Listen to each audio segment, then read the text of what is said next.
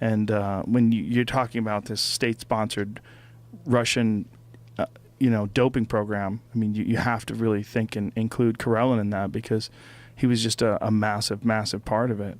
Yeah, I'm sure.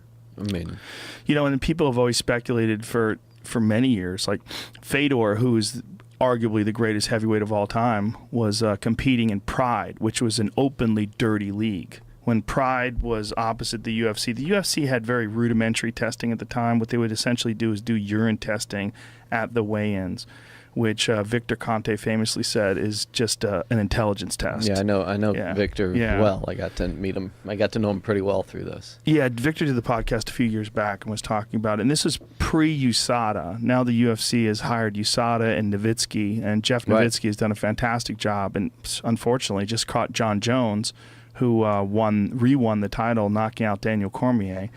They stripped him of his title, and now Cormier is going to be the champion again. And it's so fucking confusing and distorted. Because in mixed martial arts, as opposed to even any other sport, even wrestling, your health is on the line, but nowhere near as much as it is in mixed martial arts. So the cheating, it's not a matter of a guy getting across the finish line faster than you.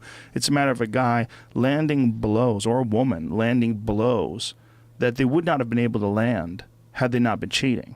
And it gets very, very tricky, because you're talking essentially about not just illegal activity, not just cheating, but potentially assault. And what if someone dies? Like, what if someone is doping and it's proven that they're doping, and the beating they give their opponent leads to that opponent dying? You can make a real argument that manslaughter charges at the very least should be filed. Wow. If not murder. Yeah, I mean, it's certainly, the implications are massive. You can certainly make that implication. Yeah. And, in this story, even the idea where you have thousands of athletes essentially waking up and going, wait, maybe I would have got a medal. Yeah. I would have got a medal. And had I got a medal, what would be different in my life today? Would change their whole world. Which changed the whole world. And that is why, this problem is so, I think, hard and difficult to combat, because when you look at what is at stake, the economics at stake, what, the box of Wheaties, essentially, yes. that going in and nobody remembers second place. Doesn't mean anything. Doesn't mean anything. It means nothing. It's all one. You win or you don't. Yeah, you win or you lose. And if you win, comes all the, spoils. And if you're not the winner, you might as well have almost never been there. Well, indifferent than any other athletic endeavor, because essentially it is their life, but it's not professional, which is a really weird thing, because you have so much money involved in the Olympics. Billions and billions of dollars are going into the hands of people who don't even fucking compete, which is insane. It's unlike any other athletic pursuit. If you look at professional sports, I mean, whether it's the NBA or boxing or what have you, the vast majority of the money goes to the athletes themselves. Right.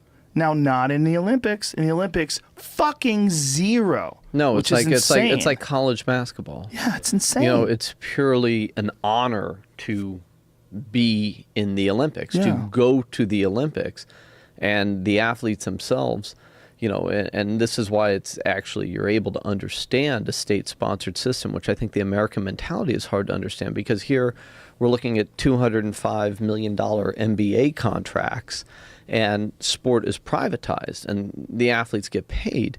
And that even when you go to the Olympics as an American athlete, you might be competing for America, but America is not paying your way to the Olympics. You're not on the U.S. payroll. Michael Phelps is not being paid by the U.S. government to go compete in the Olympics. Right. But in China, in Russia, in any essentially, post-communist, communist, any sort of country like that, the athletes are employees of the government.